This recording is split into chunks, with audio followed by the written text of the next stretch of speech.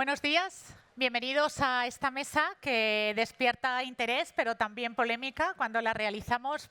Es una constante este tema en otras reuniones que hemos tenido de los colegios y el papel tan importante que jugamos para este título.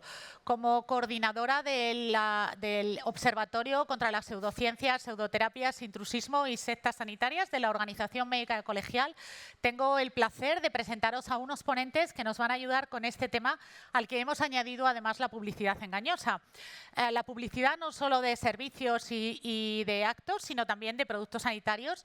Y estos ponentes nos van a desarrollar, además de por qué nosotros, los colegios, tenemos una obligación estatutaria de defender los intereses también, sobre todo y por delante de todo, de los pacientes y de la sociedad, pero también tenemos la obligación de luchar contra el delito del intrusismo y, por supuesto, hacer una educación, como se ha hablado en la mesa anterior, una educación para la salud que pasa porque no se haga daño, porque no se engañe a la población y porque nuestra información, la nuestra y la de toda la que está relacionada con la salud, sea veraz, honesta y se ciña a la mejor evidencia científica. Por eso, a mi derecha tenéis en primer lugar al secretario de Estado de Sanidad. Gracias, Javier, por estar aquí.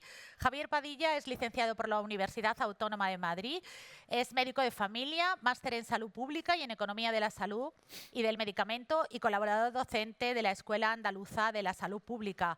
Javier, en el año 2017 nace nuestro observatorio y en el 2018, en octubre, la ministra Luisa Carcedo, entonces, y el ministro de Sanidad y el ministro de Ciencia, Pedro Duque, presentaron el Plan para la Protección de la Salud frente a las pseudoterapias, que entiendo que fue un hito en ese momento y que a través de la plataforma Comprueba y muchas otras acciones ha venido desarrollándose. Si pudiera decir en el tiempo otro hito, sería una actividad que, gracias por la participación que tuvisteis desde los dos ministerios de nuevo, logramos en el Consejo General hacer una jornada sobre la buena ciencia y la mejor medicina aplicada con evidencia a nuestra clínica. En esa jornada salió un posicionamiento que tenéis a vuestra disposición, firmado por la Fundación Española para la Ciencia y la Tecnología, el FECIT, firmado por el Instituto de Salud Carlos III, firmado por el propio Ministerio, donde ponemos de manifiesto cómo todos estamos en esta tarea y es muy importante. Más allá, la publicidad viene dada porque los médicos están invadiendo, o por lo menos el aspecto sanitario está siendo invadido por intrusos y por espontáneos que no tienen ningún conocimiento, pero la gente no lo sabe. Y esa es la labor que tenemos muy importante y por eso terminamos la mesa con esa parte. Javier, cuando tú quieras nos puedes ilustrar sobre cómo está la situación del Plan para la Protección y todas las nuevas acciones que se han tomado. Bueno, pues muchas gracias. ¿Se oye? ¿Razonable? Sí, creo que sí. Bueno, muchísimas gracias por la invitación. Antes de nada, es un placer estar aquí con todos vosotros y todas vosotras. Creo que para hablar de las cosas que se están haciendo y de la situación actual de todo el trabajo frente a las pseudoterapias, intrusismo y publicidad engañosa, y para hacerlo además referenciándonos en el Plan para la Protección de la Salud frente a las pseudoterapias, es importante ver en qué situación estábamos en el año 2018, cuando este plan se aprobó, y en qué situación estamos en la actualidad. Creo que es difícil negar que de 2018 a ahora ha habido una especie de backlash anticientífico, de repliegue anticientífico que muy probablemente ha estado catalizado por la situación de la pandemia y el manejo que hubo de toda la gestión de la información en aquel momento. Ese repliegue probablemente nos haya llevado a transitar una situación en la cual, en torno al año 2018, sí que podía ser relevante aquello que se venía a llamar desde algunos ámbitos la denominada izquierda feng shui, es decir, un posicionamiento anticientífico muy ligado a una especie de banalización pseudoanarquista del posicionamiento político que hacía que una reivindicación un poco banalizada del individuo y de la libertad para la elección se posicionara un poco a los márgenes del pensamiento científico. Sin embargo, ahora estamos en un momento en el que el pensamiento anticientífico forma parte del pack de bienvenida, por decirlo de alguna manera, de un repliegue reaccionario. Lo hemos podido ver recientemente con el nombramiento de Robert F. Kennedy Jr. como la persona encargada de las políticas de salud en Estados Unidos y que va a suponer muy probablemente el retroceso de muchas políticas vinculadas a la ciencia en el país principal financiador, por ejemplo, de instituciones como la Organización Mundial de la Salud, pero lo hemos podido también ver recientemente en Valencia, cuando a la luz de todo lo ocurrido con la DANA han ido surgiendo informaciones totalmente falsas que llegaban incluso a poner en tela de juicio la gestión en materia de salud pública, lanzando bulos como la aparición de epidemias relacionadas con el cólera, que poco o nada tenía que ver no solo con la realidad, sino incluso con el ámbito de lo posible. Creo que esa transición del momento inicial del año 2018 al momento actual, en el cual hay una parte de la población que podemos decir que se ha emancipado de la realidad va por un sitio y, digamos, la necesidad de creer va por otro sitio, creo que tiene que tener también un impacto en cuáles son las políticas que hagamos a la hora de acercarnos, por un lado, al conocimiento científico y, por otro lado, en concreto, al abordaje de las pseudoterapias. En el año 2018, el Plan para la Protección de la Salud frente a las Pseudoterapias tenía una primera línea, una línea 1, que decía generar y difundir y facilitar información basada en el conocimiento y en la evidencia científica más actualizada. Esa línea tenía un primer objetivo, y ese objetivo era analizar las pseudoterapias bajo los principios del conocimiento y la evidencia científica a través de la red de evaluación de tecnologías sanitarias y prestaciones del Sistema Nacional de Salud. Esta línea y este objetivo fueron la línea y objetivos más desarrollados de este plan. Se hicieron informes, algunos de los cuales se publicaron, otros de los cuales, algunos de ellos, hemos publicado en esta legislatura porque estaban en proceso, digamos, de estar pendientes de publicación, y alguno que queda pendiente pero que estaba muy avanzado, bueno, se está dando la última revisión para poder publicarlo. Hablo en concreto del relacionado con la homeopatía. Ahora bien, yo sé que esto es polémico, que puede no gustar a algunas personas, pero el posicionamiento desde el Ministerio es bastante claro. Creo que en el contexto actual seguir fomentando esta línea de actuación es inefectivo y es tremendamente ineficiente. El consumo de recursos públicos que supone intentar pasar por el filtro de lo científico, cosas que para nada quieren ser científicas, es tremendamente alto y tiene un coste de oportunidad tremendísimamente elevado. Que el Ministerio de Sanidad diga que poner piedras en la espalda de una persona no es científico y no es curativo, le da absolutamente igual al 99% de las personas que van a ponerse piedras en la espalda para curarse, y evidentemente le da absolutamente igual al 100% de las personas que ponen esas piedras en la espalda para curar a las personas. La divergencia entre la creencia y la ciencia hace que en esta ocasión, en esta circunstancia singular en la que vivimos ahora mismo, no haya posibilidad de que, pasando por el filtro de lo científico, cosas que no quieren ser científicas absolutamente para nada y que no se ven totalmente en absoluto interpeladas por los posicionamientos y los dictámenes que podamos hacer desde una institución sanitaria como el Ministerio de Sanidad, hace que verdaderamente estemos generando, por decirlo de alguna forma, conocimiento para ya convencidos. El Ministerio de Sanidad creo que tiene encomendadas tareas muy urgentes como para tener que priorizar en un momento o en otro las acciones que tiene que llevar a cabo. Esto no quiere decir que se dé la espalda a las acciones relacionadas con la pseudoterapias. Esto quiere decir que si tenemos que elegir entre modificar reales decretos, como era la segunda línea del plan de pseudoterapias, o actuar frente a la evaluación científica de disciplinas que no pretenden en absoluto ser científicas, lo que vamos a priorizar es, evidentemente, lo segundo. Eso segundo creo que está, además, más alineado con la situación que estamos viviendo ahora mismo. En un contexto en el cual hay una especie de repliegue reaccionario anticientífico, con lo que tiene que actuar la institución científica y la institución sanitaria, la autoridad sanitaria, es con la ley y es con la legislación y es con la normativa. Es por eso que sí que a partir de enero se va a constituir un grupo de trabajo con las comunidades autónomas para la modificación del Real Decreto 1277/2003, que es el que regula los centros, los servicios y los establecimientos sanitarios.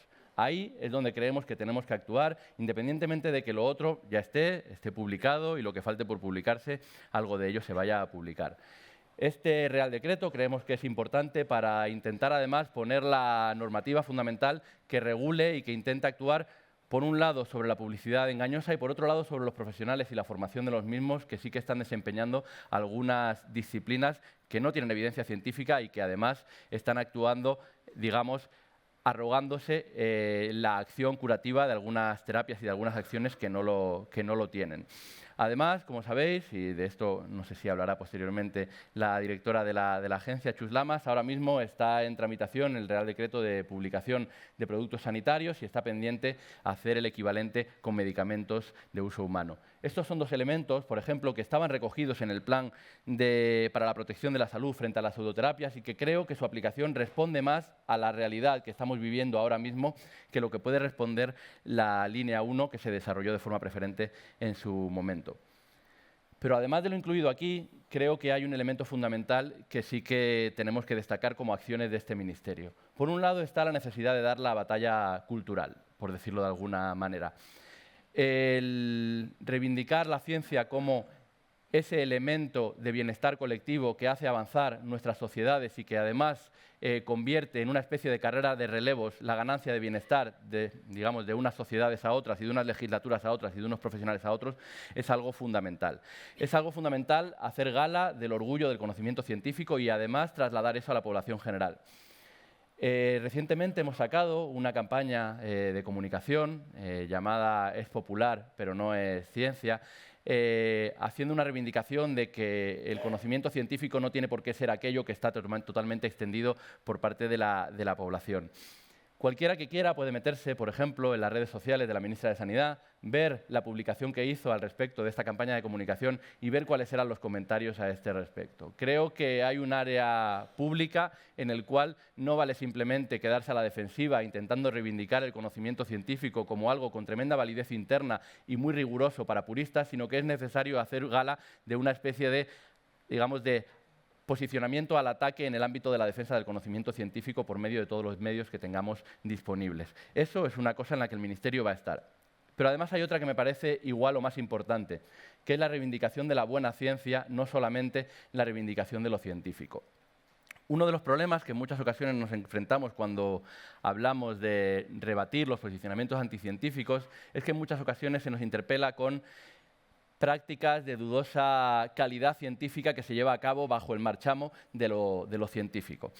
Creo que hay ahora mismo tres patas en las cuales sí que estamos actuando. Por un lado, el Real Decreto de Evaluación de Tecnologías Sanitarias es un elemento fundamental para convertir la evaluación de las tecnologías sanitarias y de los productos sanitarios en el eje fundamental que rija la toma de decisiones dentro del ámbito del sistema sanitario. Creo que eso es fundamental y la traslación del sistema de evaluación de tecnologías sanitarias a la toma de decisiones en la práctica clínica para que los clínicos también estén informados de todo esto es un elemento fundamental en el cual se están dando muchos pasos y que el Real Decreto de Evaluación de Tecnologías probablemente estará, esperemos que enviado al Consejo de Estado antes de final de año y pueda estar aprobado en el mes de enero o de febrero.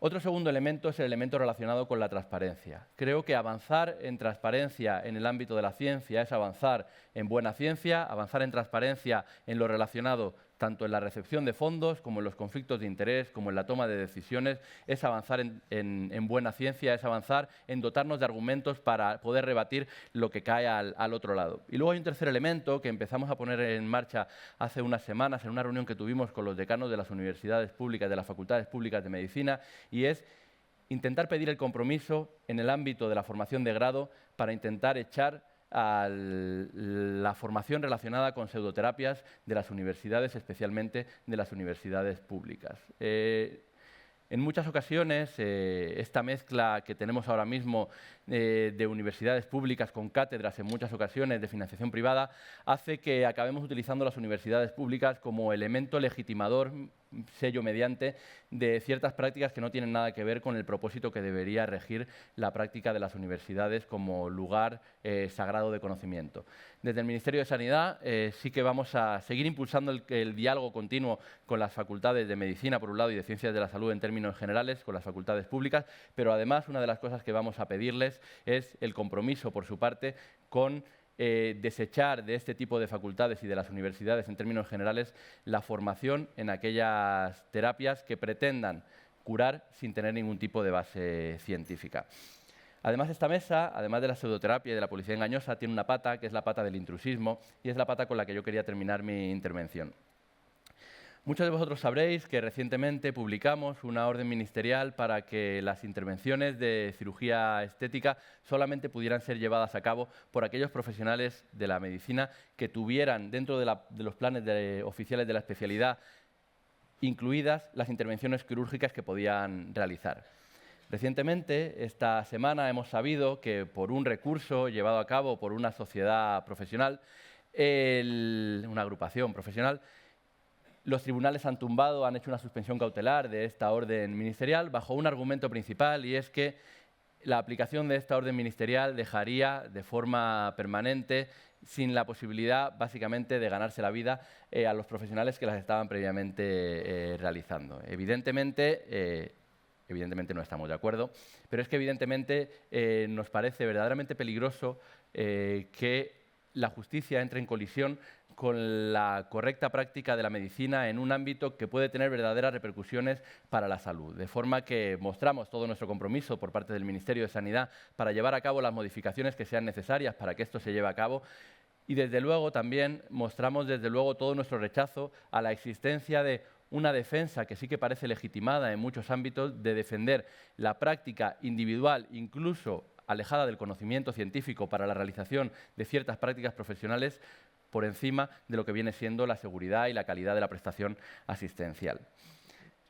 Nada más terminar haciendo referencia a la declaración que se hacía referencia al inicio, a la Declaración Institucional por una Buena Ciencia y su mejor aplicación a la medicina clínica.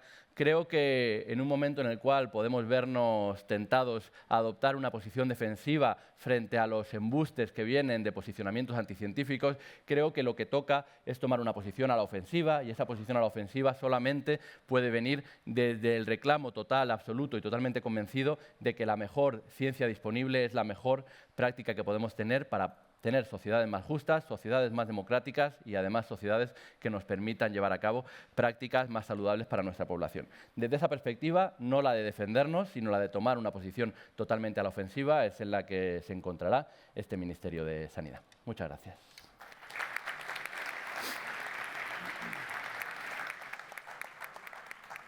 Muchas gracias, Javier. Mira, nosotros en los colegios que trabajamos junto con las sociedades científicas recibimos las consecuencias del uso de las pseudoterapias.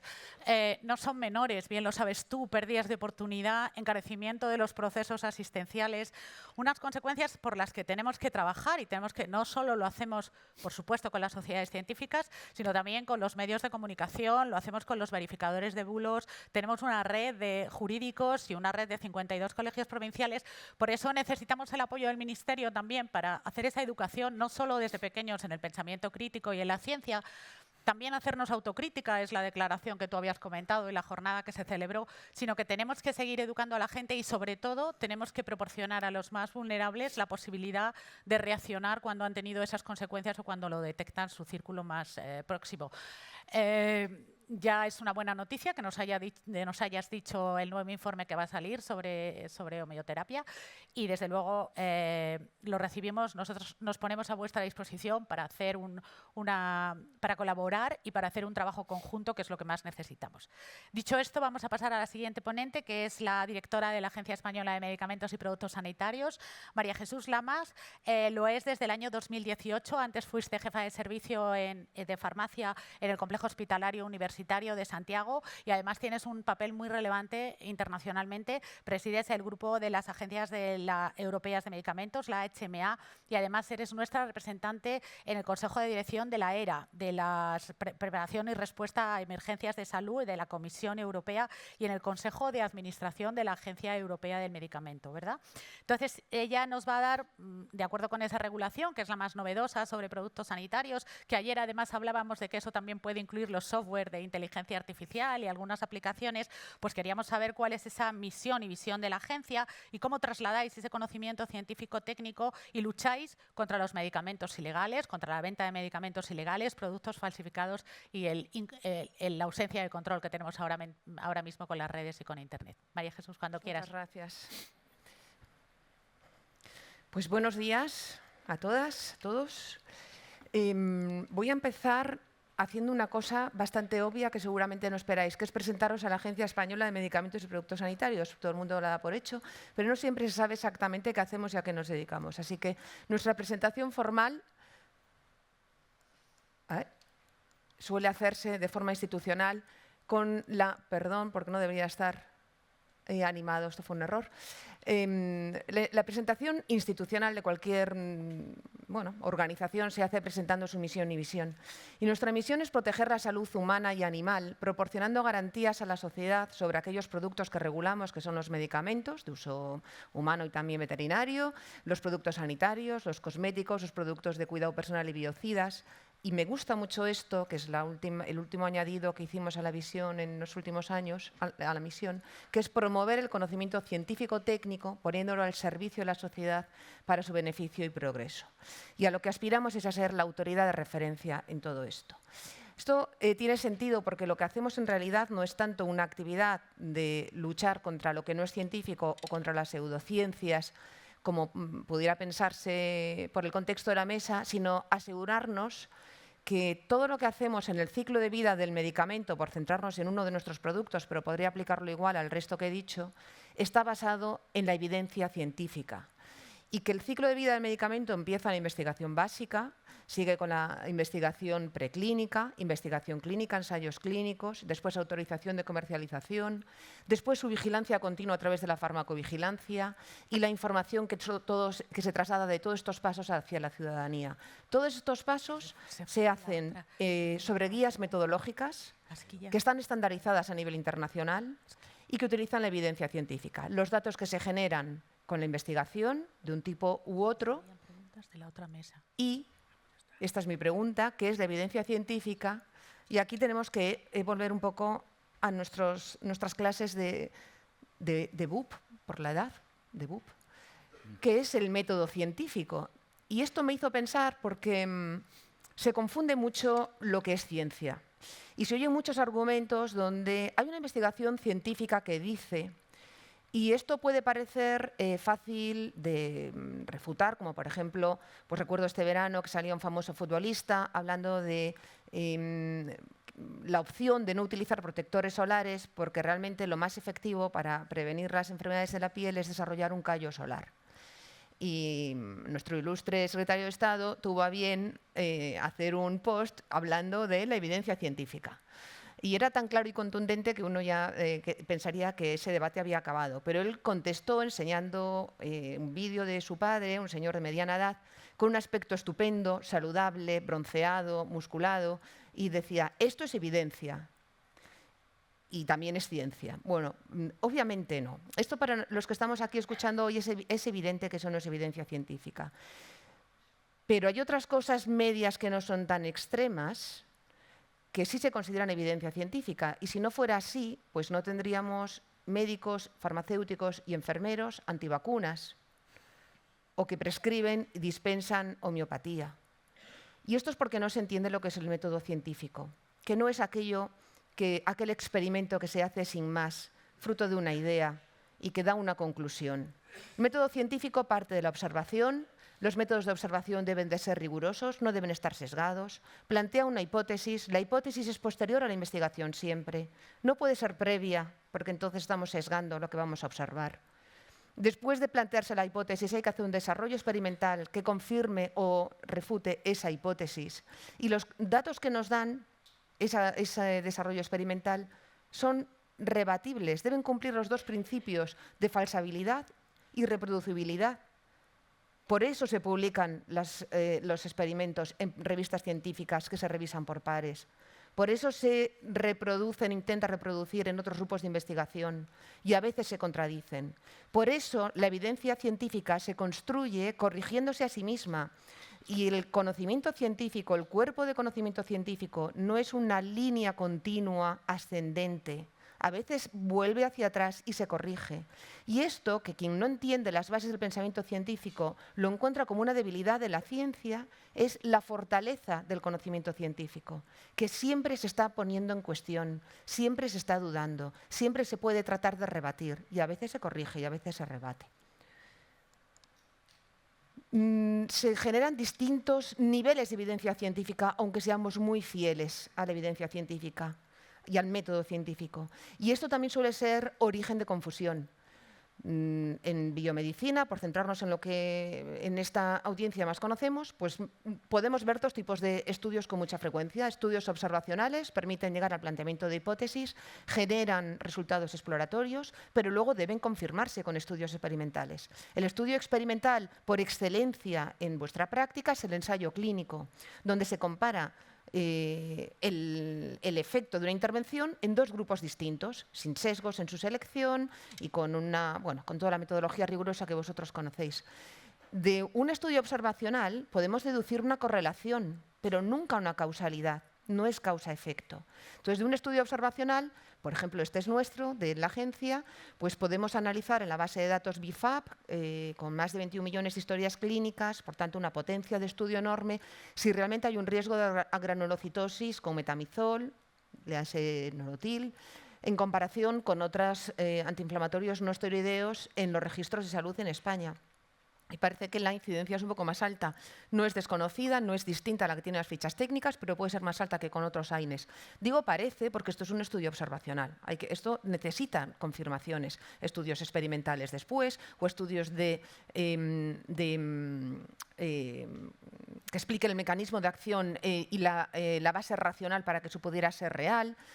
Y lo de al lado, sin embargo, es un ensayo clínico. Y he cogido uno que es el que ha dado lugar a una autorización de la Certinib esta semana, que hemos tenido comité en la EMA, se celebran una semana al mes donde se evalúan los medicamentos y se decide lo que se autoriza o no. Pues se ha autorizado en primera línea el tratamiento de cáncer pulmonar no microcítico con mutación EGFR, es una tercera generación de anti-EGFRs, en un ensayo clínico que se comparaba frente a un anti-EGFR de primera generación. Esta es la diferencia. En el ensayo clínico hay una relación directa entre utilizar ese medicamento y tener mayor supervivencia frente a la alternativa. En el primero hay una evidencia que sugiere un mayor riesgo y que no se ha probado una relación causal. No solo utilizamos esto para evaluar los medicamentos y autorizarlos. Hay otras actividades de la EMS que no ocupan la mayor parte de su tiempo, que son, digamos que en dedicación de recursos, pues no es el core, pero que realmente son importantes, como trabajar frente a medicamentos ilegales o venta fraudulenta en Internet. Tampoco es muy habitual conocer lo que es un medicamento ilegal. Esto está regulado, no es un concepto, digamos, comprensible o deducible, sino que está así definido. Entonces, un medicamento ilegal son ingredientes que tienen actividad farmacológica a dosis suficiente para tener un efecto. Así que cuando en los gimnasios o en centros deportivos se venden productos que mejoran el estado físico y que tienen sustancias farmacológicamente activas a la dosis en que están prescritos, eso no es un producto de bienestar. Eso es un medicamento ilegal. Por tanto, tenemos capacidad y mandato legal para actuar. En el control de productos ilegales, pues estos son datos de la memoria última que publicamos el año pasado. Hemos analizado 967 muestras para identificar sustancias activas. Diré que uno de los retos principales que tienen nuestros laboratorios oficiales es identificar las nuevas sustancias que aparecen en el mercado. La imaginación de estas redes criminales, por qué no decirlo así, son redes criminales, es tremenda, tienen un ingenio tremendo. Y en su mayor parte son anabolizantes. El segundo grupo de estos medicamentos ilegales más frecuentes son los de la disfunción eréctil, estos medicamentos que les llaman lifestyle drugs. Bueno, esto que no tenía que estar animado. Bueno, el 83% son inhibidores de DP5. En algún momento saldrá una diapositiva en las moléculas distintas. Algunas son moléculas que se han desarrollado en ensayos clínicos que han llegado a fase 2. Ahora ya he pasado tantos a la vez, vale, que se suspendieron por toxicidad, dejaron de desarrollarse como medicamentos, no la carga, bueno, dejaron de desarrollarse como medicamentos, se suspendió el desarrollo clínico por su elevada toxicidad y sin embargo han acabado en el conducto ilegal.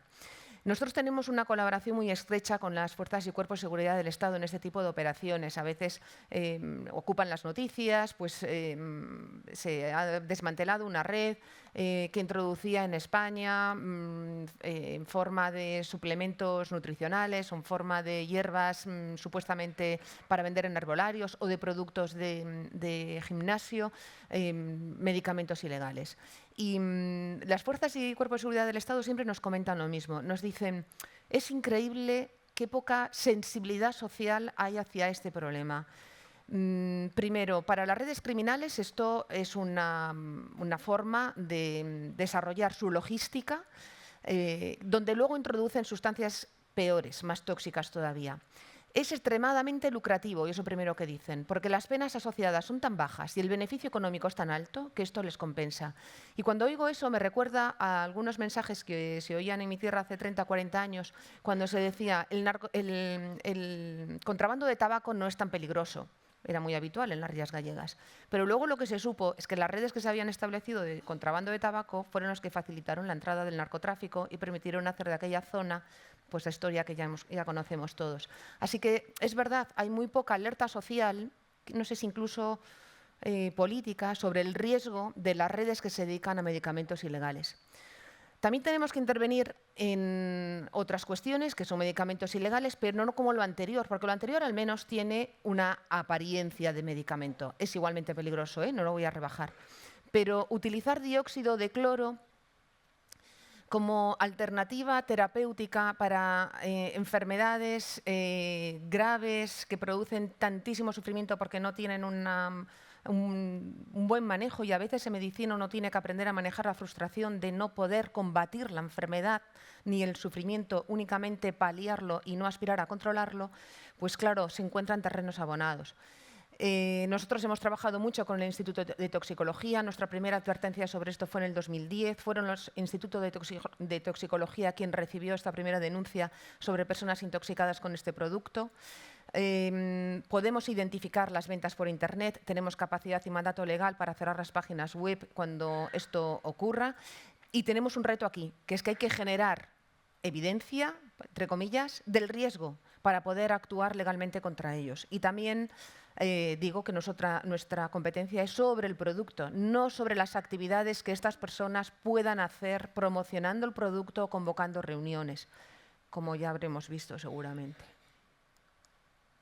Frente a las webs ilegales, como decía, cuando identificamos una venta ilegal, una venta en Internet, no solo de productos ilegales, también de medicamentos, pues actuamos, pedimos requerimiento de cese de actividad, notificamos al prestador de servicios de alojamiento que proceda al cierre de la actividad de esa venta, y si no, pues emitimos un requerimiento para colaborar con los proveedores del acceso. Y está legalmente establecido nuestra capacidad para hacerlo esto. Tengo que decir que estos prestadores de servicio, pues tipo Amazon, por ejemplo, son muy colaboradores, están muy acostumbrados a que las autoridades les requieran el cese de estas actividades. Pero a veces es muchísimo más dificultoso que todo esto, porque estas operaciones de venta por Internet están ocultas en páginas o disfrazadas en páginas web donde ofrecen otro tipo de servicios, de información, y aquí hemos tenido pues alguna dificultad, por ejemplo, para impedir la venta por Internet de medicamentos abortivos. Bueno, porque además se alegaba un supuesto beneficio para el acceso a mujeres que tienen dificultades para acceder a los sistemas de salud y a estos medicamentos por otra vía. Actuamos, se cerró la venta en España, pero se derivó a otra IP exterior, se podía hacer la compra por otro servidor exterior, en fin, es verdaderamente complicado. Además, en ese caso alegan el perjuicio que se produce a las pacientes que quedan desatendidas. Pues quizá valga la pena recordar que en España la llamada píldora al día después no necesita prescripción médica para ser dispensada. Con la venta por Internet, el último reto que hemos tenido es este, con Inmucura. De nuevo, vuelve a ser dificilísimo seguir el rastro. Esto es una clínica privada en Marbella, lleva muchos años ofreciendo muchos tratamientos alternativos a personas con cáncer, tratamientos enfermedad terminal. En este caso ofrecía terapias avanzadas, células dendríticas. Las células dendríticas son, por definición, una vez que se han manipulado para administrar para una función distinta a la que tiene el organismo, una terapia avanzada. No tenían ninguna autorización de la EMS, en su página web ponía que sí. No ha pasado ningún tipo de evaluación ni de autorización nuestra, y los tratamientos eran extraordinariamente caros, no conseguimos saber dónde se fabricaban, creemos que en un laboratorio de Alemania, se administraban, creemos que en Gibraltar, están actuando, hay una denuncia ante la Fiscalía y lo que hemos hecho ha sido actuar sobre la página web, donde ahora cuando entras te preguntas si te conectas desde España y cuando dices que no, te ofrece una información distinta cuando dices que sí. Y en esto pues, estamos trabajando con otras agencias europeas y tratar de evitarle puertas. Una cuestión que se sabe poco, nosotros lo tenemos en nuestra información en la web de la EMS, es que los medicamentos normales, no debería utilizar normales, los medicamentos solo pueden venderse por Internet en España en las oficinas que están registradas aquí, Distafarma. No se llama venta por Internet, es venta a distancia. Entonces se puede entrar en el mapa, seleccionar la comunidad autónoma y nos dice cuáles son las farmacias que están autorizadas o registradas. No es una autorización, es un registro de que pueden ofrecer venta de medicamentos por Internet. Pero siempre directamente al usuario, siempre de medicamentos que no precisen de receta y acompañada de la intervención del farmacéutico. Y ahora vamos al tema de comunicación. Decía en la presentación de la misión que también nos proponemos trasladar el conocimiento científico-técnico para el beneficio y progreso de la sociedad. Y desarrollamos hace muy poco, hace 4 o 5 años, el primer plan de comunicación externo de la EMS. Éramos conscientes que para conseguir trasladar nuestro conocimiento y generar confianza en la sociedad teníamos que ser una institución abierta, en la doble dirección, salir hacia afuera y conectar y traer hacia adentro a profesionales, pacientes, ciudadanos, consumidores y recibir su feedback, sus inquietudes y su experiencia y conocimiento. Pero nosotros también teníamos que salir hacia afuera. La prueba de fuego esto lo supuso la pandemia. Cuando estaban a punto de autorizarse las vacunas, finales del 20, nos reunieron en el Ministerio a un grupo de trabajo que iba a ocuparse pues, de la logística, la distribución, los registros, crear todos los servicios de información para registrar el registro RECVACU, que conoceréis, registrar todas las administraciones, todo lo que había que hacer. Y nos vinieron a hablar de la importancia de la comunicación. Y recuerdo una frase que oí ahí, no es ningún descubrimiento, debe ser muy conocida, pero para los que estamos más en el lado científico que en la comunicación sí me resultó impactante, que es que el espacio comunicativo que no ocupes tú con tu mensaje lo va a ocupar otro. Y esto nos hizo sentirnos aludidos. Así que desplegamos nuestra presencia en medios. Y dudamos mucho cómo debíamos de estar presentes. Porque sí que creo que la comunicación le dará seguridad cuando viene de una fuente de referencia a muchas personas. Pero para muchos que han elegido creer, ya no están receptivos para eso que vamos a decirles. Dice Neil deGrasse Tyson, el astrofísico americano, que tiene una actividad divulgadora muy potente, que para combatir la pseudociencia es necesario la educación, es necesario desarrollar el pensamiento crítico y es necesaria la comunicación. Pero yo también creo que la comunicación hay que establecer los niveles donde lo que nosotros damos aporta una información rigurosa y no condiciona nuestro papel de referente. No podemos estar a la misma altura que un negacionista. No podemos compartir foro, ni tertulia, ni debates con quien no tiene el mismo nivel de partida para poder tener una interacción. ¿Esto significa que si dejamos estos foros quedan ocupados únicamente por ellos? Esto podría ser, no sé, un debate a lo que ha pasado esta semana con The Guardian y La Vanguardia abandonando Twitter o X para publicar sus preguntas. ¿Esto quiere decir que dejamos ese foro únicamente para ellos y entonces no hay nadie que pueda contrastar lo que están diciendo? No tengo una buena respuesta para esto. Tengo que decir que me origina muchísimas dudas. Lo que sí sé es que para quien ha elegido creer, da lo mismo lo que le puedas exponer. Y lo único que vas a hacer es reforzar a quien está en el otro lado, lanzando esos mensajes. Así que esta labor de comunicación tiene que ser muy activa, muy continua, no reactiva, sino previa, creando criterio, creando opinión y siempre cuidando de que no quede afectado el nivel desde el que nosotros hablamos, porque en el momento en que perdamos esa jerarquía, esa autoridad en el conocimiento científico y estemos a la misma altura que cualquier otro opinador, habremos perdido la capacidad de mandar ese mensaje y cualquier otro que mandemos. Así que es un terreno muy resbaladizo, pero no nos queda más remedio que ser muy activos en esto. Durante la pandemia sacamos una y otra vez, desde marzo a junio, de forma continua.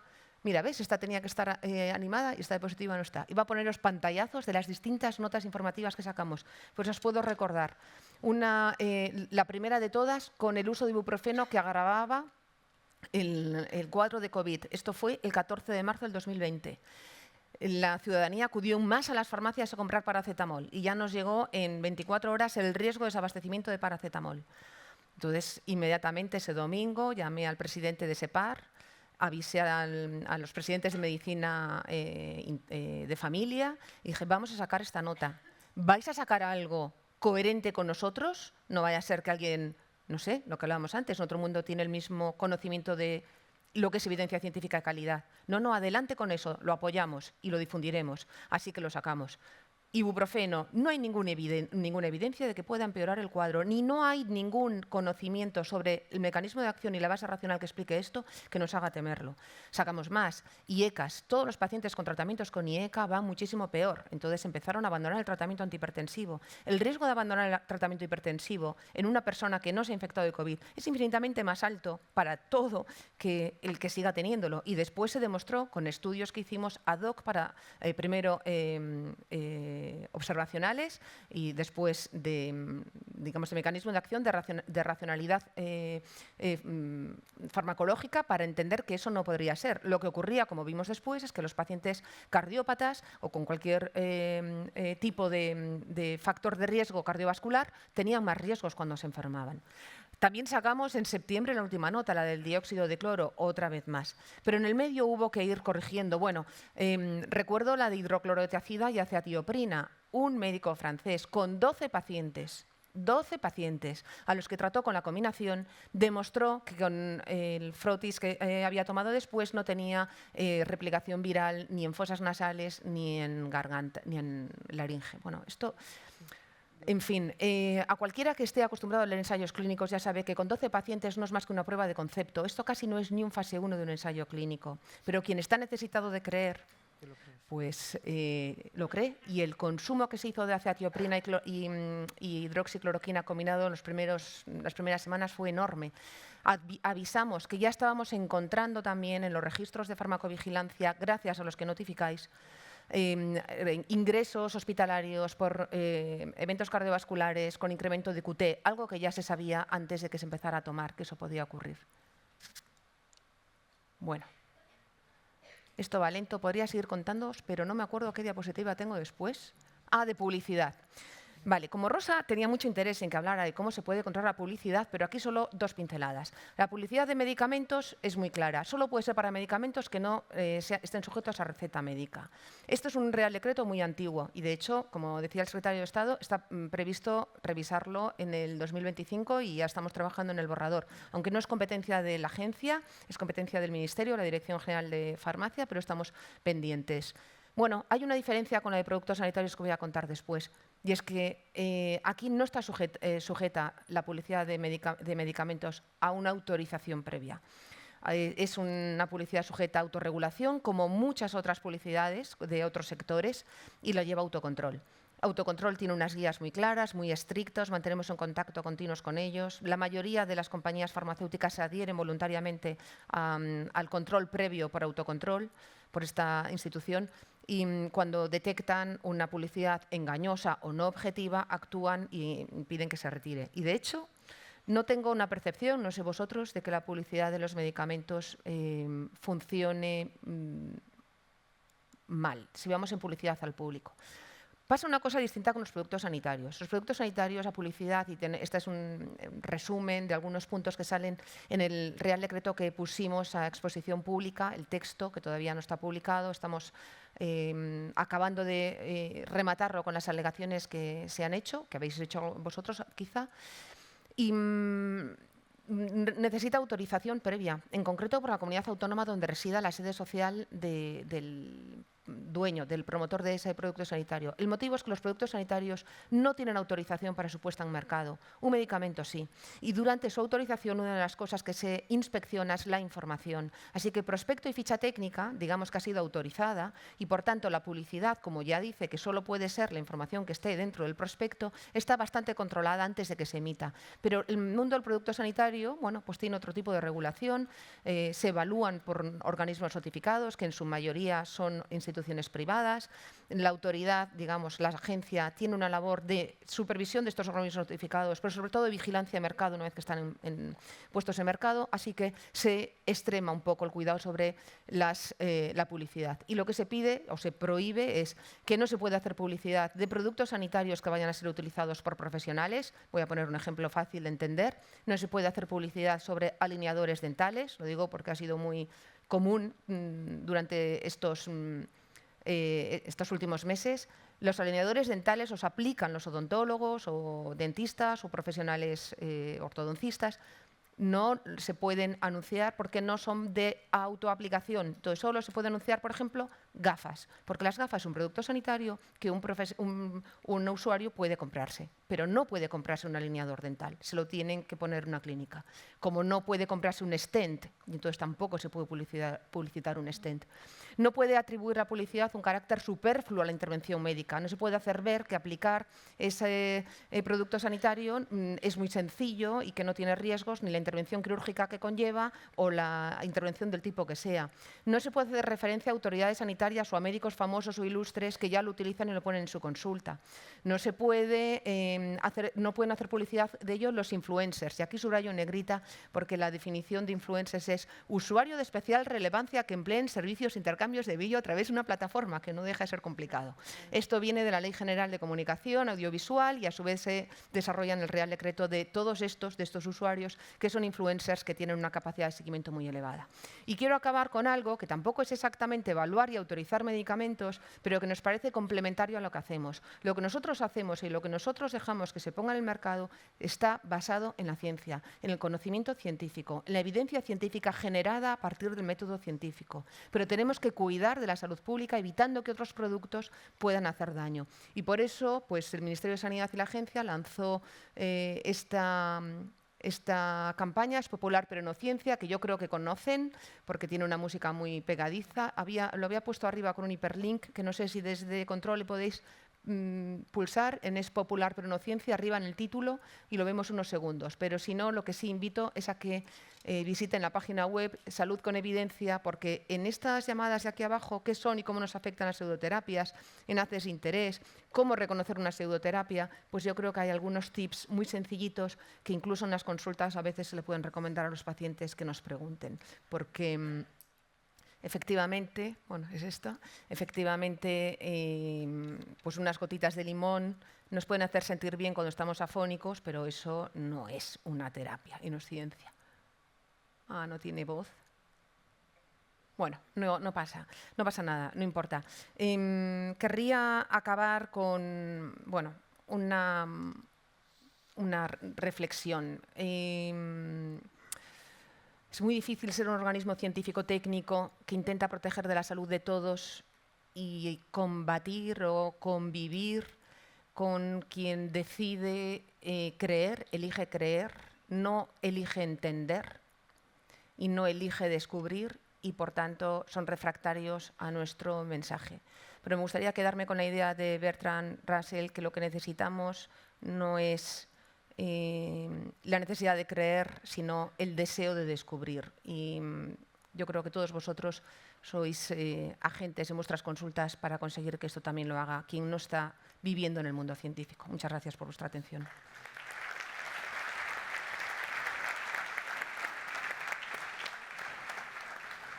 Bueno, quiero hacer dos comentarios. Efectivamente, para aquellos que han decidido creer, quizá no van a salir de ahí. Pero tenemos a mucha gente que está en el límite, ¿no? Que la pelota puede caer hacia un lado o hacia otra. Es una famosa película, Match Point. Para esa gente sí necesitamos estar ahí y es por eso que seguimos trabajando. no solo el MMS, tengo aquí a los presidentes del Consejo, hubo que sacar en pandemia y todos los colegios inmediatamente a través de las asesorías jurídicas se pusieron en movimiento cuando se determinó, ¿os acordáis cuando un juez falló que se podía aplicar ozonoterapia en un caso de COVID grave ingresado? Ahí todos salimos al tiempo, basándonos en vuestros informes, en las agencias reguladoras. Eso fue un claro caso de que pudimos hacer mucho. O sea, contra las vacunas y el negacionismo hicimos todo lo que pudimos. Pero eso se abortó, se zanjó, porque todos estábamos de acuerdo, todos manejábamos la misma documentación. Y eso es un poco la tarea del observatorio. Es un repositorio, porque yo veo muy difícil que un paciente o un ciudadano se vaya a la página de la EMS. Lo veo un poquito más difícil. Pero si mira o mete en un buscador Observatorio contra las pseudociencias o Stop Pseudociencias, sí que es una manera de llegar a nosotros, a vosotros y sobre todo nosotros hemos enlazado vuestra campaña, hemos enlazado la plataforma Comprueba, tenemos enlaces concretos al Ministerio de Sanidad, no a la página principal, tenemos a la Comisión Nacional de las Especialidades en Ciencias de la Salud, al Registro Público de Colegiados, y siempre lo vamos diciendo por ahí, porque tienes que saber quién te está atendiendo, cuál es su titulación, si está habilitado para hacerlo. Eso es muy importante, que haya un repositorio. Y también es un poco el papel que jugamos desde la profesión médica, aparte de detectar todos esos casos. Más allá, no solamente luchamos contra el intrusismo, sino que tenemos un marco que es la deontología. Tenemos aquí al presidente de la Comisión Central de Deontología y comisiones en todos los colegios y luchamos también contra nuestras propias prácticas, a veces conociéndolo y haciendo un uso indebido de ello y otras veces desconociéndolo, como tú has dicho. Algunas veces publicitan los productos sanitarios y puede el facultativo no saber que lo está haciendo. Bueno, pues para eso tenemos el siguiente ponente, que es Gustavo Tolchinsky, es el secretario del Colegio de Médicos de Barcelona, eres internista y jefe de servicio del Hospital Municipal de Badalona y además responsable del control de la gestión de la gestión del control de la praxis y coordinador del programa de atención integral al médico enfermo y de la web médica acreditada. Él nos va a desarrollar cuál es el papel de la autorregulación de nuestra profesión, de las competencias respecto a los intrusos, pero también a esas prácticas de colegiados que no se adaptan a la buena praxis. Cuando quieras, Gustavo.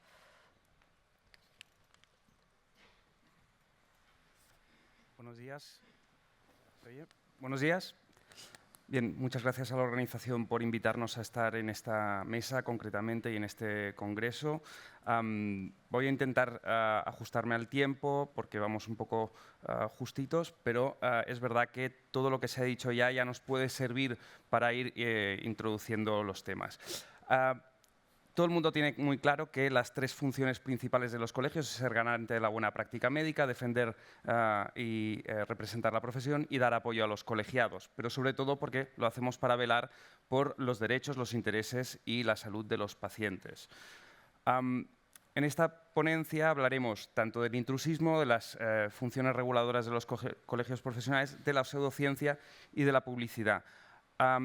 Muchas veces el tema del intrusismo es un poco confuso porque podemos tener una persona que no sea un profesional sanitario haciendo un acto clínico, un acto médico, podemos tener una persona que no sea un profesional sanitario haciendo pseudociencia o podemos tener un profesional sanitario haciendo un acto de pseudociencia. Esto que parece un poco una ensalada, una mezcla de conceptos, es muy importante que lo tengamos claro para saber en qué somos competentes y cómo debemos de actuar desde los colegios profesionales de cara a no meternos en un terreno resbaladizo en el cual, por una acción mal llevada desde un colegio profesional, podemos debilitar la imagen de la fortaleza y de la legitimidad que tenemos los colegios profesionales.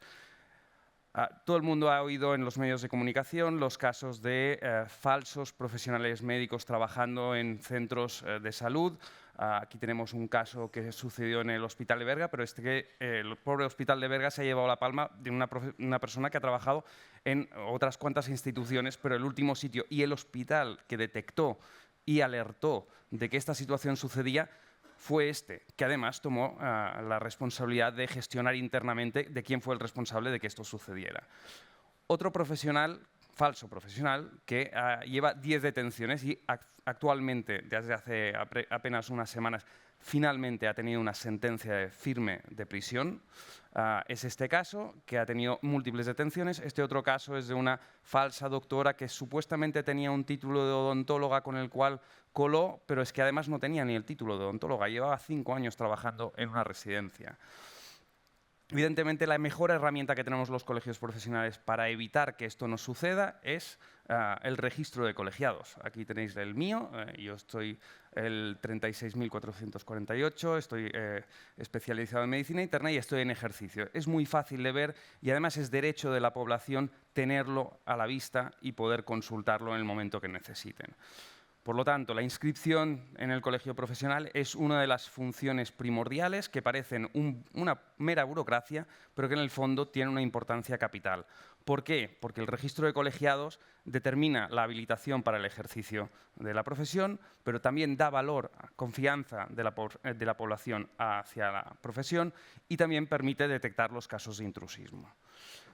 Nosotros hemos vivido tantos casos de intrusismo en los últimos años, sobre todo a partir de la pandemia, que hemos instaurado una campaña desde el mes de junio por la enorme cantidad de casos en los que estamos personados por intrusismo. Intrusismo específico, personas que no tienen la titulación de médico y están ejerciendo como tal, usurpando identidades, falsificando documentación o simplemente engañando a la institución para poder hacer un acto médico que no les corresponde.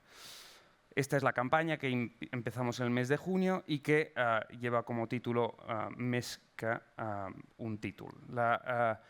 Ser médico es más que un título, porque además intentamos trasladar no solamente a la población general, sino a la propia profesión, que va implícito el código de ontología y hacer una buena praxis. Aquí tenemos pues, nuestro código de ontología desde el punto de vista del Consejo de Colegio de Médicos de Cataluña, pero que muchos de los conceptos son equiparables al código de ontología central. La regulación de la profesión médica, ¿cuándo se aplica? Pues se aplica en los casos en los que hay que garantizar la competencia de los profesionales. Uno de los motivos por los cuales registramos la colegiación de los profesionales es porque damos fe de que efectivamente el título con el cual se presentan es veraz y, por lo tanto, hacemos el trabajo por el ciudadano que no tiene que ir a comprobar la colegiación la veracidad del título que emite. Tomar medidas en las situaciones en las cuales un profesional actúa incorrectamente y, además, regular los conflictos de intereses en la profesión médica. Cuando hablamos de pseudociencia, no me he podido contener de poner este titular. Mientras venía en el tren hacia aquí, rápidamente modifiqué la presentación porque es evidente. Ya en la primera legislatura de Donald Trump tuvo una frase que ya me hizo temblar, que es que tenemos el derecho de creer en realidades alternativas. Esa frase ya es de por sí pues, una carta, un cheque en blanco para poder hacer lo que uno quiera y que realmente ha llevado a la práctica desde una perspectiva muy pragmática, que es nombrar a una persona que defiende una postura antivacunas. Pero en la práctica real, ¿qué es lo que vemos? Pues esto es la página web de una conocida doctora monja que publicita desde hace tiempo terapias no validadas y a raíz del caso que tuvimos en Olot con la difteria y las vacunas, ha ido aumentando la visibilidad en las redes sociales. Esta es una de las formas que puede tomar el ejercicio de la pseudoterapia, que es publicitar una información, divulgar de una perspectiva en la cual es contraria a lo que el Código de Ontología marca y es contraria a los derechos de la población a una salud de calidad, que es lo que nos obliga el Código de Ontología. Pero esto es un consentimiento informado en el que os resalto algunos pasajes, pues que el paciente en pleno conocimiento del tipo de medicina natural y complementaria y alternativa, tipo dietoterapia, nutrición energética, ortomolecular, limpieza arterial, magnetoterapia de alta intensidad, hemos llegado incluso a ver un concepto que es el agua de luz, que es la homeopatía llevada al extremo de irradiar el agua con una longitud de onda determinada para intentar generar en la memoria del agua, o sea, unas barbaridades tremendas. Pero que en el fondo dice, en el propio consentimiento informado, dice, no tiene aval científico oficial que requiere costosos estudios, o sea, introduce un concepto ideológico y anti-establishment para reforzar la visión del ciudadano respecto de estas situaciones y después hace otras cuantas cosas que no se pueden hacer en un consentimiento informado. Sobre todo, considera que el resultado de la integración armoniosa mente y emociones busca la mejora de las dolencias específicas, pero sin especificar el qué. Un consentimiento es específico para un proceso en concreto. Y luego se hace un disclaimer de estos que, bueno, la naturaleza no agresiva no implica que esté exenta de riesgos. Parece que está informando de los riesgos del procedimiento. Y después que como opción alternativa, no como elemento complementario, dice, tiene la medicina convencional y farmacológica o quirúrgica alopática, según sea el caso. Y termina que presta su consentimiento. ¿A qué consiente el paciente en este caso? ¿Podéis identificar una cosa que consiente? No, está consintiendo la lista de la compra. Quiere decir, yo a ti te voy a vender todo esto y tú has firmado con que de acuerdo a lo que has entendido, has aceptado que te haga dietetoterapia, nutrición energética, apoyo... No voy a leerlo todo, además soy disléxico, es un desastre. Pero la realidad es que a la práctica la pseudoterapia también puede tomar este tipo de aspectos. Y en los códigos de odontología son muy claros, no vamos a entrar en detalle, pero está claro que el médico tiene el deber de ofrecer tratamientos que sean validados, tiene el deber de informar al paciente y cuando aplica tratamientos que no tienen una validez lo ha de hacer de manera complementaria y sobre todo informando claramente al paciente de su naturaleza. Evidentemente aquí el colegio lo que puede hacer es regular la profesión, pero lo que no puede hacer es generar la evidencia sobre la cual se regula y se apoya precisamente en los organismos oficiales, en las sociedades científicas, para poder emitir un dictamen sobre lo que es correcto, lo que no es correcto, en un momento dado con la evidencia científica disponible. Nosotros hemos abierto este registro es desde el 2009, 109 expedientes para 77 médicos y 50 centros distintos. Aquí podéis ver que las pseudoterapias toman forma de formación, de publicidad o de terapias no convencionales. Esto es una captura de pantalla de lo que son los expedientes. Aquí tenemos pues, aproximadamente unos 13 expedientes disciplinarios activos, 6 sanciones, pero además hay varias que son archivos con recomendaciones, no somos competentes o nos tenemos que inhibir porque hay otro procedimiento en marcha, pero es una actividad constante. Recuerdo que el problema de las pseudoterapias es cuando el profesional que está, o la persona que está ofreciéndolas, es una persona que merece credibilidad, que a priori genera confianza. Y aquí está el punto más importante en cuanto a la vulnerabilidad del ciudadano ante un agente de salud, ante un profesional que se ha ganado la credibilidad con una titulación, que está colegiado y que por contra dirige un discurso que precisamente desvirtúa la credibilidad que ha de tener. Estas son campañas que hemos lanzado, por ejemplo, una campaña sobre el tema de las vacunaciones. Hemos aprovechado todo lo que es el músculo de la sociedad que nos permite en colaboración, porque es que el colegio podrá tener un discurso solitario, pero el discurso en solitario no servirá de nada. Tenemos que ir de la mano de todos aquellos que nos pueden ayudar a reforzar el mensaje. Aquí podéis ver algunas caras conocidas como Julia Otero, podéis ver a Xavier Sardá, podéis ver a Ona Carbonell, a Xavi Pascual o a Jordi Rovellón. Son personas que se han significado en la sociedad a favor de un discurso, de una institución, pero que nos ayudan a vehiculizar un mensaje que nos parece muy importante.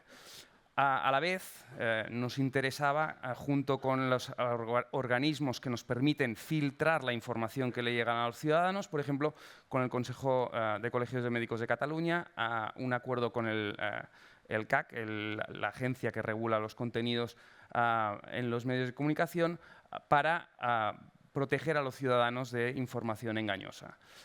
Y, de hecho, en el momento de la pandemia, en el que comenzó a haber mucha fake news sobre la vacuna de la COVID, tuvimos una acción conjunta sobre lo que así iba a ser información disponible en las redes sociales, en los medios de comunicación y, sobre todo, en YouTube.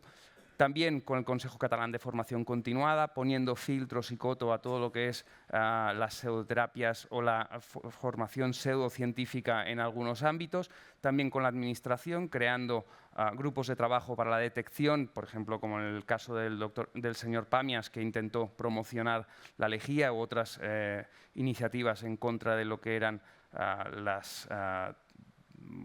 los conocimientos científicos validados. Pero sobre todo también un discurso interno. Lo que no podemos hacer es hablar hacia afuera y no hablar hacia adentro, hacia la profesión, y poner y alertar a los profesionales de cuál es la correcta conducta, más allá de lo que es el aspecto genérico del código de deontología, desarrollándolo más específicamente sobre los compromisos que ha de tener con respecto, por ejemplo, de los tratamientos complementarios. De la misma manera, un cuaderno de buenas prácticas sobre el tema de la vacunación, porque es cierto que nosotros tenemos profesionales que necesitan que se les sintetice de forma más clara no lo que es la vacuna, sino cuál ha de ser la actitud como profesional respecto de la vacunación. Y últimamente hemos publicado este documento sobre las terapias que no están validadas o fuera de ficha técnica, y no solamente lo que es la responsabilidad individual del profesional, sino también de los propios centros, tanto públicos como privados, en los cuales tienen lugar. Acabando, os hablo del tema de la publicidad. En el 2015 publicamos un documento sobre los conceptos de la publicidad, que ya se ha hablado aquí, pero que, por otro lado, quería destacar un último elemento, que es una iniciativa que lleva desde el año 99, que es Web Médica Acreditada. Esta iniciativa, que acredita páginas web de profesionales individuales o de instituciones o incluso de organizaciones de pacientes, pretende dar mayor credibilidad a los contenidos y además dar un servicio al profesional revisando sus contenidos y la manera en la cual divulga a través de estas páginas web. Y por lo tanto, desde este sello se ha ido lanzando mensajes tanto a los profesionales sobre las recomendaciones de cómo construir una página web que sea alineada con los principios de la deontología, pero además alineada con aquellas medidas desde el punto de vista de la publicidad sanitaria. Lo mismo, cómo utilizar la página web como usuario para recomendaciones para los pacientes.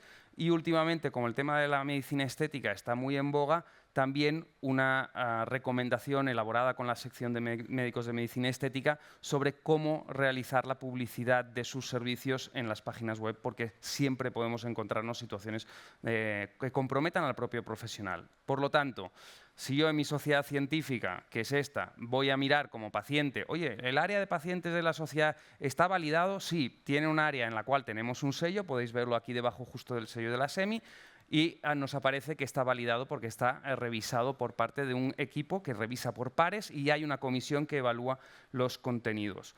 Y la Asociación de Celíacos de Cataluña también tiene un profesional responsable, pero el propio Colegio de Médicos evalúa si los contenidos, aquí podéis ver que en la parte baja de la página está disponible, evalúa si los contenidos son validados, cuándo ha sido validado y desde cuándo. Veis que la Asociación de Celíacos desde el 2009 que lleva evaluando su página con nosotros.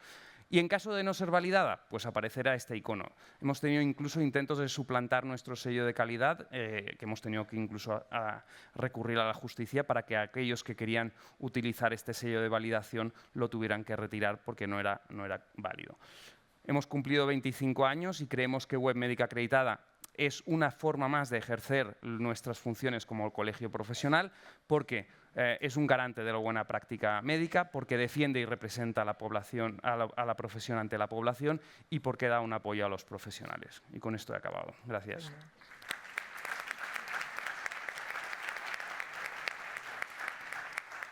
Muchas gracias, Gustavo. Hago un comentario solamente a lo que has escrito. ¿Qué responsabilidad hay de las instituciones públicas o privadas que han contratado a los intrusos, a los que no son médicos, cuando tienen a su disposición la herramienta de verificar la colegiación, hacer una llamada, mirar en el registro? Creo que eso también hay que trabajarlo bastante. Te voy a introducir, Raquel, por una frase que ha dicho María Jesús. El espacio comunicativo que no ocupemos lo van a ocupar otros. Sí. Y ahí es donde te tenemos aquí, aunque eres vicepresidenta del Colegio de Médicos de Valladolid, pero también eres internista, como Gustavo, Gustavo, doctora, profesora en la universidad, académica y responsable de la Unidad de Medicina Interna del Centro Regional de Medicina Deportiva y miembro de la Junta Directiva, que habéis sacado unos comunicados que ahora nos explicarás. Además, tus actividades, además de estas actividades, las compaginas con la divulgación en redes sociales, en Instagram, TikTok, LinkedIn, X ahora, hace más de 15 años y tienes más de 50.000 seguidores. Y además en marzo del 24 te incluyeron en la lista Forbes de los 100 mejores médicos del país 2024 por la tarea de divulgación sanitaria. Así que ponnos el foco en cómo debemos hacerlo, por qué hay que hacerlo y qué bien que tenemos profesionales como tú que les da para todo. Y qué complicado es, buenos días a todos, y qué complicado y qué poco agradecido es en muchos casos. Yo soy agradecida. Muchísimas gracias por permitirme estar con vosotros esta mañana. El motivo de mi agradecimiento es doble, Rosa. En primer lugar, porque he aprendido muchísimo a propósito de lo que luego hemos de explicar a nuestra población general, que son los que nos escuchan, los que nos oyen. Y en segundo lugar, por el tema que se me ha encomendado, compartir ante vosotros, que es uno en el que me siento casi cómoda, puesto que llevo trabajando en ello, como muy bien ha dicho Rosa, por lo menos 15 años. Antes de que naciera Twitter, yo ya estaba ahí. Bueno, y ese espacio que ocupan otros, en el caso de que no ocupemos, cada vez tiene que ser más riguroso, más respetable, más académico. No casposo, pero sí académico, dándonos a respetar. Si no damos a respetar al mensajero, es casi seguro que el mensaje no va a ser respetado. Es por eso por lo que ya hemos hablado mucho a propósito de pseudoterapia, intrusismo profesional y publicidad engañosa. Permitidme que dé un paso más adelante. Siempre que hacemos una presentación en cualquier tipo de foros, tenemos que presentar nuestros conflictos de interés. Yo soy leal y tengo conflictos de interés con todas aquellas asociaciones públicas y privadas para las cuales trabajo o colaboro de alguna de las maneras, pero esto que voy a decir no son palabras vanas. Tengo mis principios de interés fundamentalmente centrados, mi lealtad fundamentalmente centrada en mis pacientes. Mis pacientes, tanto los de la consulta real como los de la consulta virtual, en donde a partir de las diferentes redes sociales confían en que el mensaje que transmito, o bien como persona particular, o bien como representante de alguna de las sociedades científicas a las que pertenezco, y me honro de pertenecer a ellas, pues intentan no vulgarizar, pero sí hacer más fácil de digerir a la población general. Esa tarea constante, continua, machacona, pesada, a veces un poco macarra, exige una dedicación prácticamente completa, os lo digo de verdad. Fuera de las horas de trabajo, exige pues, el intentar traducir un metaanálisis, por difícil que sea, para intentar ocupar ese puesto y por lo menos con cierto grado de rigor científico. Fijaos bien, yo lo único que voy a intentar hacer en este tiempo que me resta es transmitiros mis propias inquietudes y las inquietudes de muchos compañeros médicos que estoy segura que tienen las mismas que yo. ¿Hasta qué punto es imprescindible que estemos ahí, que estemos en el barro, discutiendo con gente con la que no merece la pena, podríamos decir, gastar nuestra palabra porque quizá no están al mismo nivel, pero que de alguna de las maneras, sin rebajar el nivel de atención, tenemos que estar un poco a la altura de los que, sin cambiar de opinión, bueno, pues por lo menos no se nos van a poner a hacer mucha más campaña en contra. Esto es muy importante. En segundo lugar, ¿qué uso hacemos los profesionales médicos de las redes sociales? Porque si vamos a estar en un campo en donde nosotros tampoco lo vamos a utilizar, poco valor vamos a tener. Y me he llevado la sorpresa de que, bueno, ya lo veremos, no vamos a hacer spoilers de ninguna de las maneras. Seguimos teniendo responsabilidad de empoderar a nuestra población y sobre todo de empoderarla técnicamente, en materia de salud, en materia de medicina. Sin médicos no hay medicina y en redes sociales también. Sin médicos no hay medicina y sobre todo no hay medicina de valor.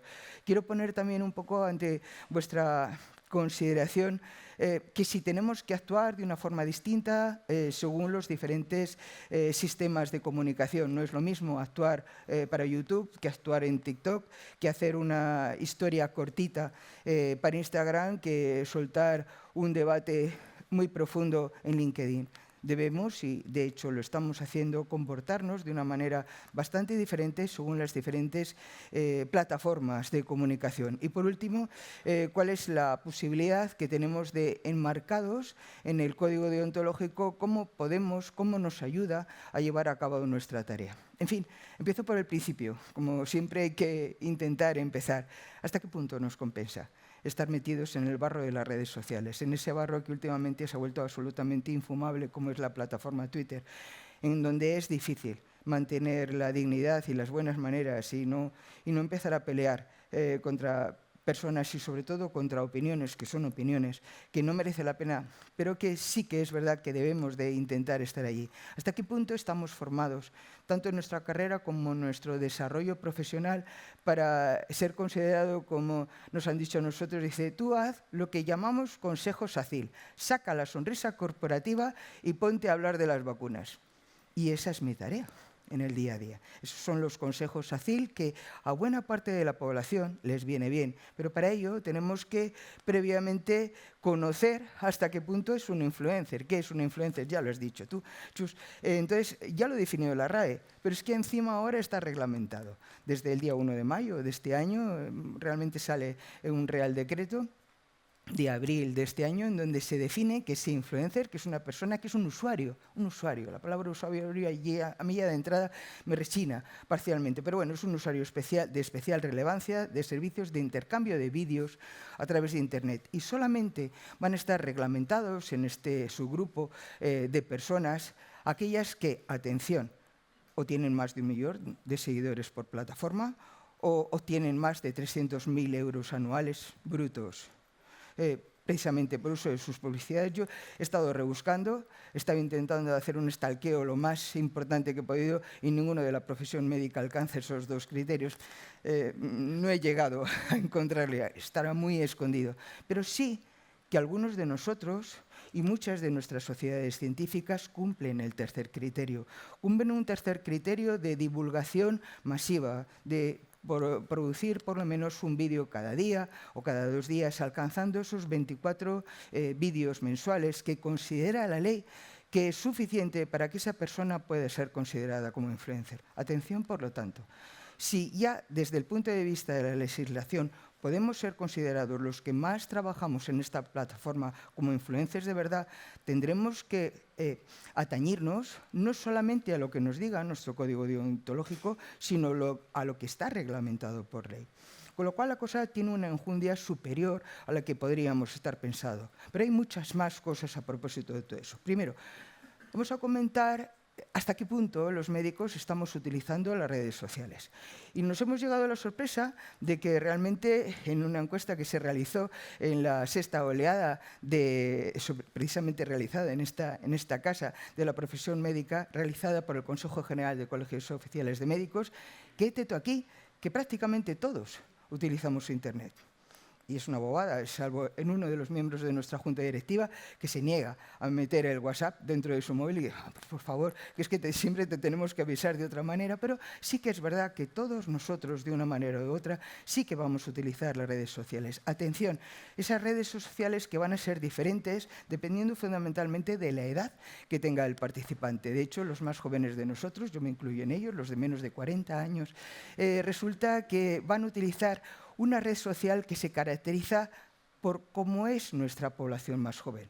Inmediata, rápida, urgente, venga, Instagram, que me entre por los ojos, que tenga una perdurabilidad escasa, pequeña.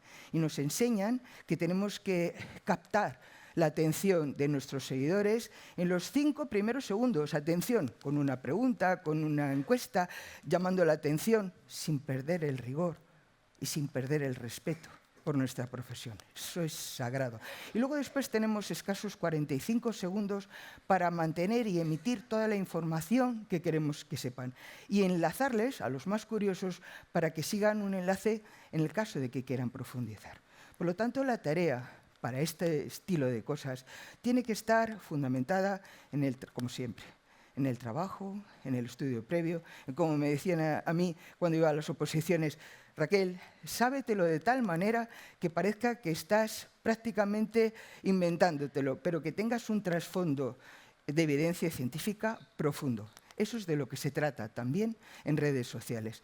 El uso profesional que nosotros estamos dando de las redes sociales, y aquí son los cirujanos los que se llevan la palma, son los más, digamos que, más visibles en las redes sociales. Una encuesta publicada precisamente en Cirugía Española hace 2 años, en el año 2022, sucede que cerca del 80% de los cirujanos están presentes en algunas plataformas, sobre todo en Facebook, que es como la más tradicional, la más antigua, pero más del 60% están presentes en Instagram y están presentes en YouTube, plataformas de tipos de intervenciones diferentes, no solo de publicitación de consultas, sino de técnicas quirúrgicas. Esto es muy importante.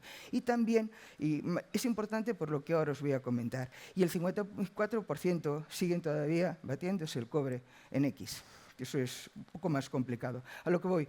Hablando precisamente de estas plataformas, YouTube desde el día 1 de octubre, hace nada, ha cambiado el sistema de ordenación de datos, el sistema de búsqueda de datos, en donde antes íbamos a golpe de clickbait, tú buscabas un tema de la vacuna contra el papiloma, por poner un ejemplo, y aparecía la que tenía más clics. Sin embargo, ahora YouTube ha exigido que las manifestaciones en materia de salud aparezcan las primeras, las que provengan de instituciones científicas y, en concreto, de médicos colegiados.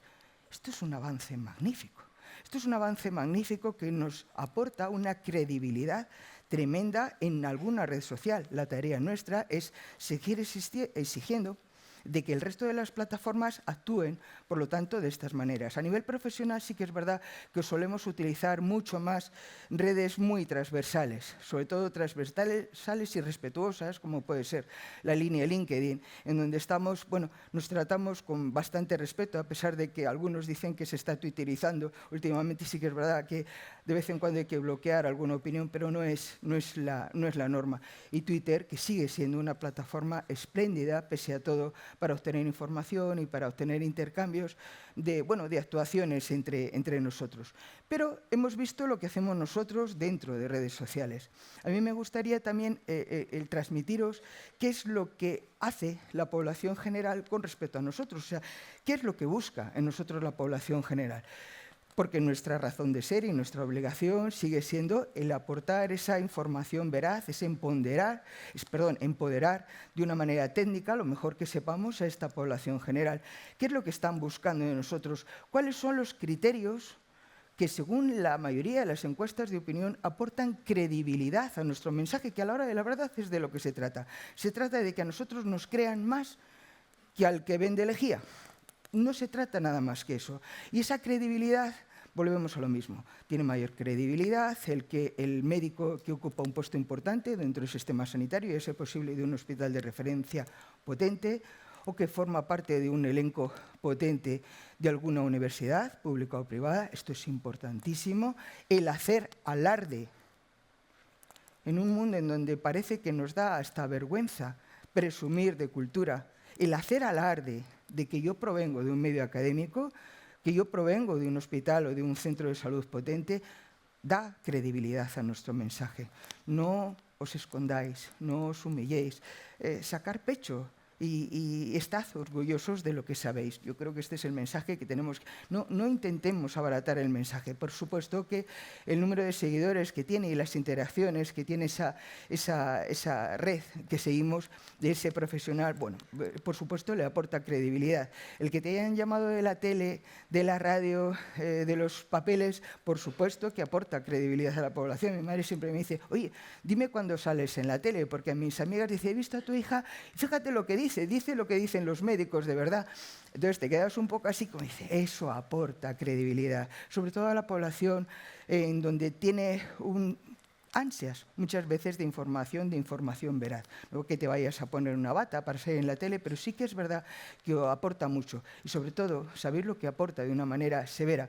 El mantenimiento importante, el mantenimiento del intercambio de comunicación con los seguidores que vayas a tener. Que no sea una red unidireccional, que sea de verdad un 2.0, que admitas los fallos o admitas los fallos de información o la falta de información y que hagas como en un hospital, en un centro de salud, que derives a aquel profesional que vaya a aportar más o con mayores conocimientos o con mayor rigor de ese área en concreto. Que tengamos nuestros grupos de trabajo, que no nos metamos en la triste guerra de ser todólogos. Nuestra población general podrá tener mucho en la boca a ciertos profesionales de la salud que saben de volcanes, de la guerra de Ucrania y de tanques rusos, pero que también saben de vacunas. Ahí la credibilidad se pierde. En ese, ya sabemos, el viejo refrán de mi tierra, que maestro como es, aprendí de muchas cosas, maestro de nada. Aquí también en redes sociales. La población general, pese a que pone en boca estas opiniones, a la hora de la verdad, con el sentido común por delante, dice, este hombre no puede saber de todo al mismo tiempo y le resta credibilidad.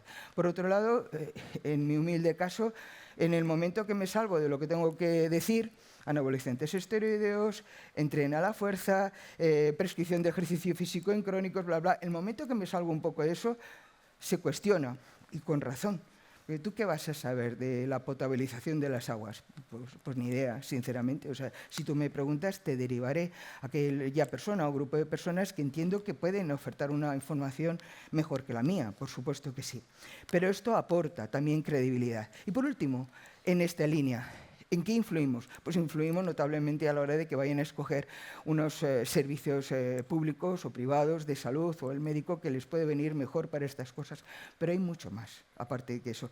Vamos calando hondo, vamos calando cada vez más hondo en materia de salud y me voy a saltar el resto de las cosas, no sin decir que desde luego tenemos una responsabilidad que tanto el Código Deontológico como la ley profesional, de organizaciones profesionales, como la estrategia del Sistema Nacional de Salud, de la promoción de la salud, como el impacto que tenemos en redes sociales, nos obliga constantemente a ir emitiendo información y aportando esa información que están esperando.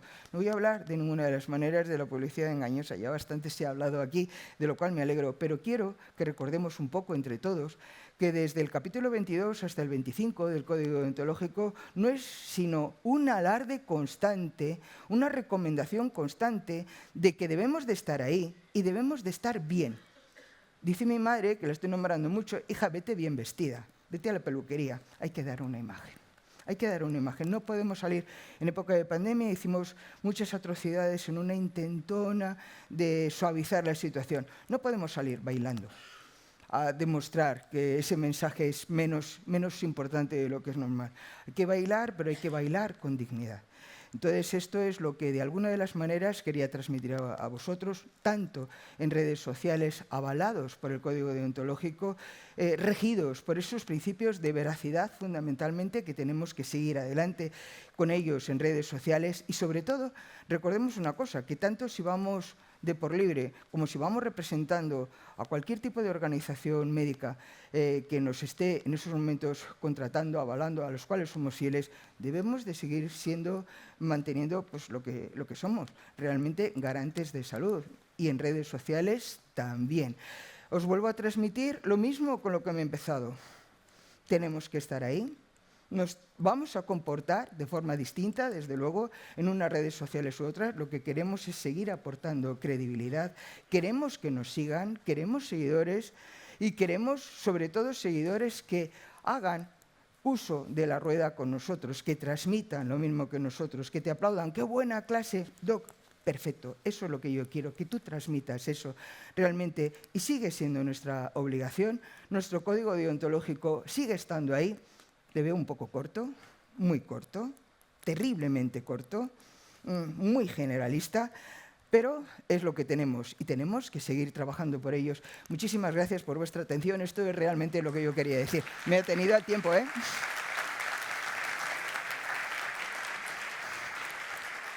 Bueno, muchísimas gracias. 14 minutos. Yo creo que ha sido el tema más, digamos, más actual, ¿no? Y en el que menos conocemos los términos. Ahí nos hemos pasado de tiempo, voy a hacer unas preguntas muy cortitas. Tenemos que decir, por ejemplo, ¿qué podemos hacer los profesionales médicos? ¿Qué podemos hacer con los profesionales médicos que reiteradamente reciben amonestaciones por prescripción de pseudoterapias y siguen realizándolas? Gustavo, para ti la pregunta. al final los estatutos colegiales y el código de ontología son claros. Las sanciones reiteradas tienen cada vez un sentido incremental, hasta incluso, en casos extremos, la expulsión. Hay que recordar que la función reactiva de los colegios profesionales es la última barrera y que nosotros tenemos que ser pedagógicos. Pero es verdad que no podemos quedarnos pasivos porque deslegitimamos ante la población y ante nuestra propia colegiación la función que cumplimos. Muy bien, pregunta para Javier. ¿Cómo veréis la creación de un sello de información verificada en salud? ¿Se contempla alguna medida relacionada en la nueva ley de medios que prepara el Gobierno? Bueno, la ley de medios no compete a Sanidad, no depende de nosotros y a este respecto yo creo que no hay ninguna cosa que se esté trabajando específicamente. Yo confío más en los sellos que se implantan desde organizaciones profesionales que dejarle eso a las administraciones públicas. Creo que, bueno, es que pienso ahora mismo en multitud de administraciones públicas que no querría que estuvieran poniendo sellos y se me acaban casi digamos, el listado, ¿no? Creo que digamos, la promoción, priorización y estandarización de los contenidos de calidad probablemente tenga vías más efectivas que la de poner un sello de una institución. Creo que la institución tiene que intentar trabajar por otras vías. Dicho lo cual, creo que, por ejemplo, la iniciativa que ha presentado Gustavo es totalmente adecuada. El promocionar ese tipo de iniciativas, etcétera, etcétera, vale, pero personalmente, digamos, no me parecería muy adecuado la institución siendo la que dictamina qué web se queda como acreditada y qué no. Sin embargo, creo que hay otras organizaciones a las cuales les compete eso y que además tienen, en cierto modo, el mandato para ello. Para ello, de acuerdo. Bueno, tú has hablado, ¿no?, del uso que hacen nuestros profesionales. ¿Cómo hacemos para esa formación no reglada que se oferta a la gente en redes, en las facultades, en algunas facultades, que han desaparecido muchos cursos que son claramente pseudociencias? ¿Pero hay alguna medida específica que podemos hacer contra ello? Contra los cursos no reglados que salen claramente con terapias pseudocientíficas. En los colegios profesionales se va a las facultades. Hemos denunciado una actividad hace muy poquito de constelaciones familiares en la Academia de Medicina de Barcelona. Denunciamos que se iba a realizar y se suspendió. Tenemos que poner en marcha todo el mecanismo y tal, y se suspendió. Desde la profesión de farmacia, ¿tienes idea de qué se hace en ese sentido? A ver, desde la agencia, porque debería hablar como portavoz de la agencia, Bueno. Desde la agencia, si en estos cursos o en estas actividades divulgativas o formativas se van a hacer eco de la promoción o uso de medicamentos ilegales, por ejemplo, o de los servicios ofrecidos a través de páginas de Internet, algo que vaya contra lo que está estrictamente regulado, nosotros actuamos claramente. Si no lo sabemos, o sea, recibimos denuncias por más motivos, no solo por esto, y nosotros actuaríamos. Si me salgo un poco de mi papel en la agencia y pienso en este tipo de actividades, pues yo creo que es necesario, no sé si hay un marco legal al que se pueda encuadrar esa denuncia, pero la denuncia social siempre se puede hacer y eso hay que afearlo.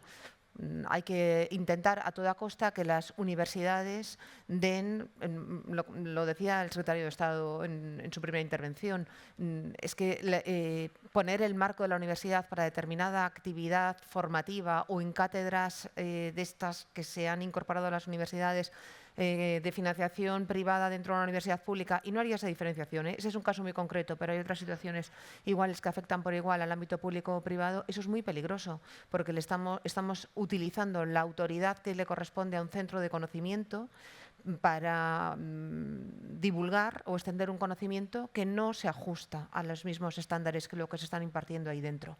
Y eso no es ir contra libertad de cátedra. Yo creo que esto es únicamente tener unos criterios serios de que una universidad no pueda amparar pues actividades que realmente la están desacreditando. No sé si hay una vía legal para impedir esto, lo dudo, pero desde luego sí que cabe la denuncia social, y eso consiste en que instituciones como los colegios, como las sociedades científicas, afeen estos actos. Sí, yo creo que la vía profesional es más rápida y ejecutiva. Finalmente, la última pregunta, Raquel. La colaboración de los colegios profesionales, la base científica está también en las sociedades científicas, la base del conocimiento. Hace poco nos pedisteis el apoyo para un comunicado. Sin duda. Pues me gustaría que pusieras ese ejemplo, Pues- un comunicado que tú nos mandaste y que se replicó, por lo tanto su alcance fue muchísimo mayor. Que ese Fue es un tremendo, ejemplo. fue 52 veces más de los 50. 52 colegios que apoyaron. Hace muy poquito, no llega medio año, desde la Sociedad Española de Medicina Deportiva, que formo parte de la Junta Directiva, sacamos un comunicado sobre el riesgo del uso del anabolizante esteroideos, que se está convirtiendo en una auténtica epidemia. Bien, un poco la que se metió en la Deep Web, metido en una página que se llama Tu Pincho. Es que ya está. Y además entró con bata, con mi número de registro, porque es si no, no puedes entrar en eso. Entró con bata, toc, toc, ¿qué vendemos hoy? Entonces, bueno, pues vendemos de todo y, por supuesto, mezclado y con dosis altas de anabolizantes esteroideos.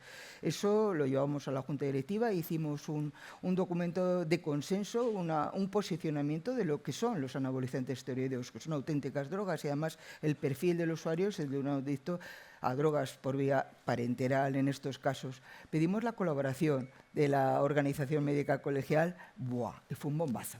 Fue un bombazo porque no lo consideramos muchas veces como un riesgo grave de salud, no consideramos nunca que el apoyo de nuestros compañeros puede dar tanto resultado, y cuando lo propuse, que yo no lo propuse, debo de decirlo, en la Junta Directiva, sino que fue mi presi, que hoy no está aquí, venga, avante con todos y lo solicitamos el apoyo de la Organización Médica Colegial y fue una explosión. Nos va a dar un poco lo mismo, pero bueno, por lo menos el posicionamiento del 100% de los colegiados de España es eso. Sabemos que es una droga de abuso, que se comporta exactamente igual, que los requerimientos de los cuerpos de policía son los mismos y que, bueno, que es una delicia el poder contar con la colaboración y la complicidad de todos. Claro, muy bien. Muchas gracias. Bueno, pues muchas gracias a todos, muchas gracias a vosotros y con esto damos por concluido la mesa.